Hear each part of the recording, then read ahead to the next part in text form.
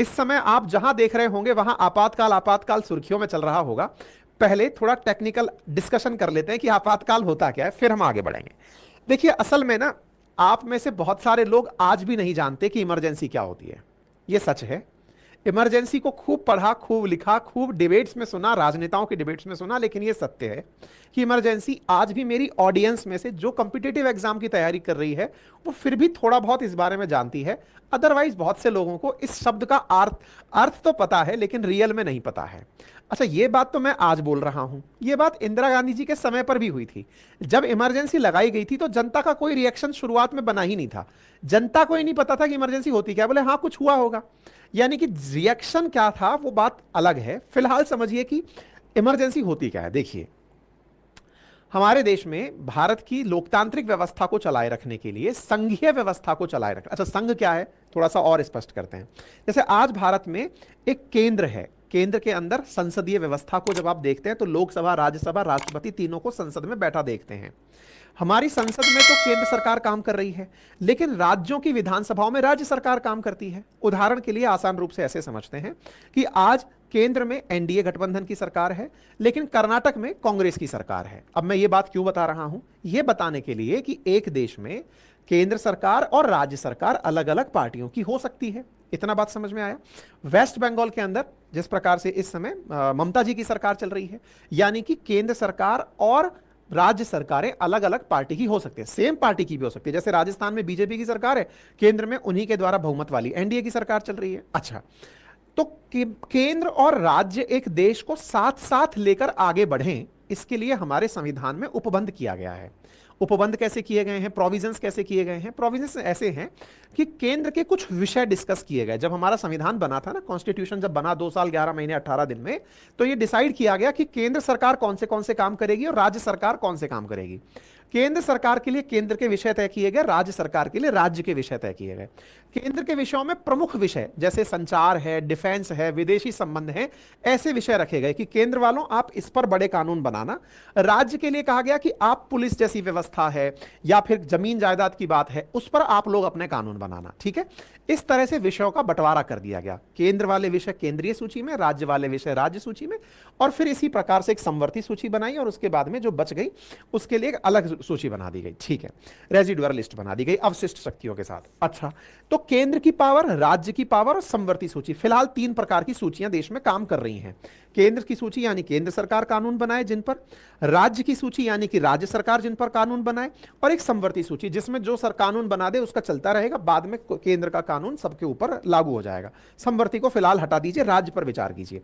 अब राज्य सरकार अपने कानून बनाती है। अब उदाहरण के लिए ऐसे समझते हैं, आज भारत के बहुत से राज्य, जैसे 28 राज्य सरकारें चल रही हैं, तो 28 राज्य सरकारों में बहुत से राज्य सरकारें ऐसी हैं जिन्होंने अपने स्तर पर यूनिफॉर्म सिविल कोड चलाया हुआ है।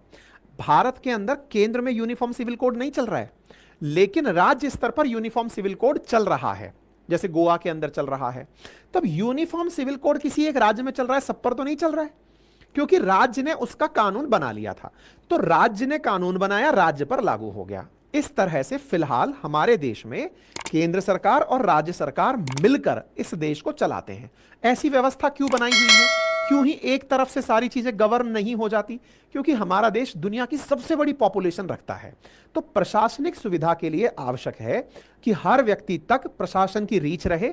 इसीलिए प्रशासन को त्रिस्तरीय बनाया गया, केंद्र सरकार, राज्य सरकार और पंचायती राज और नगरीय स्वशासन बनाया गया है। ठीक है, और भी नीचे स्तर तक हम पंचायती राज तक और अर्बन लोकल बॉडीज तक लेकर पहुंच गए हैं कि नई जनता का प्रशासन में भागीदारी होना जरूरी है ताकि वो अपने लिए फैसले करा सके। तो पहली बात तो हम ये समझते हैं कि इमरजेंसी में होता क्या है। तो अब मैं आता हूं इमरजेंसी पर।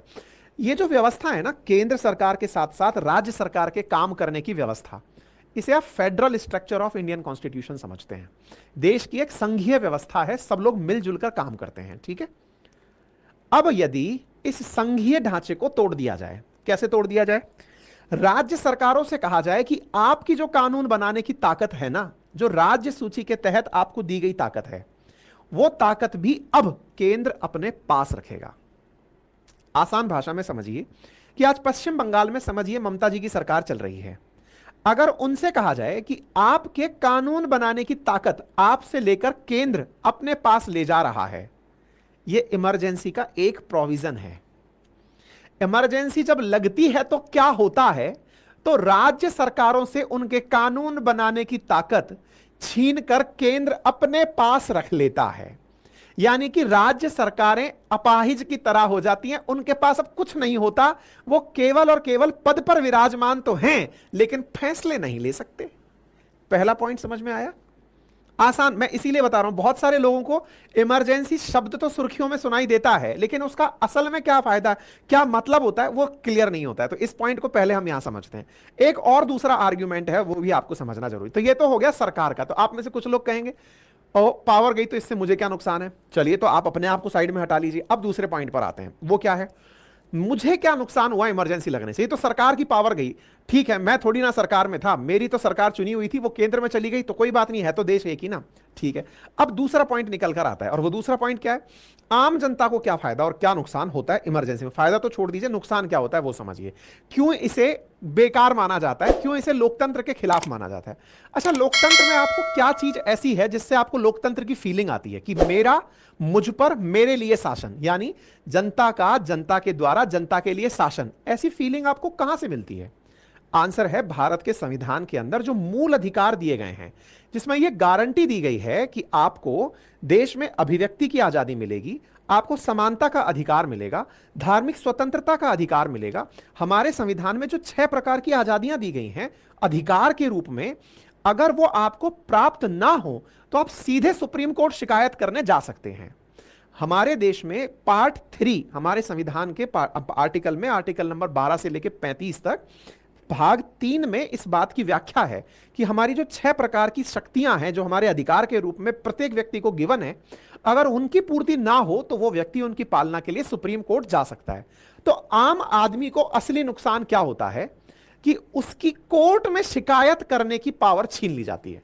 इसलिए जो लोग इमरजेंसी इमरजेंसी सुनते हैं ना, वो पहले यह समझे कि इमरजेंसी में होता क्या है। तो पहला, राज्य सरकारों से कानून बनाने की ताकत छीन ली जाती है। नंबर दूसरा, आम व्यक्ति से उसके मूल अधिकारों की सुरक्षा के लिए वो सुप्रीम कोर्ट जाकर शिकायत करे, ये पावर उससे छीन ली जाती है कि आप सुप्रीम कोर्ट शिकायत करने नहीं जा सकते। अर्थात अगर आपको जबरन उठा करके कस्टडी में डाल दिया गया, आप उसके लिए अपील करने नहीं जा सकते। आपको बोलने के अधिकार को कर्टेल कर दिया गया, आप नहीं शिकायत करने जा सकते। आपको अनटचेबिलिटी का कोई मामला दिखाई गया, आप सुप्रीम कोर्ट में शिकायत करने नहीं जा सकते। आप आरक्षण के लिए लड़ाई लड़ रहे हैं, आप सुप्रीम कोर्ट में शिकायत लेके नहीं जा सकते। समानता की लड़ाई लड़ रहे हैं, कानून के समक्ष समानता की लड़ाई लड़ रहे हैं, आप सुप्रीम कोर्ट के अंदर नहीं जा सकते। इसका मतलब यह हुआ, आसान रूप में अगर मैं कहूं, कि आपका शिकायत करने का जो सुप्रीम कोर्ट का अधिकार है वो आपसे ले लिया जाता है। तो 2 पॉइंट समझ में आए कि इमरजेंसी में क्या होता है।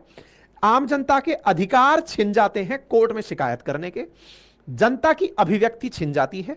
2 पार्ट तो जनता के स्तर पर, सरकार के स्तर पर राज्य के अधिकार, पावर, कानून बनाने की, वो छिन जाती है।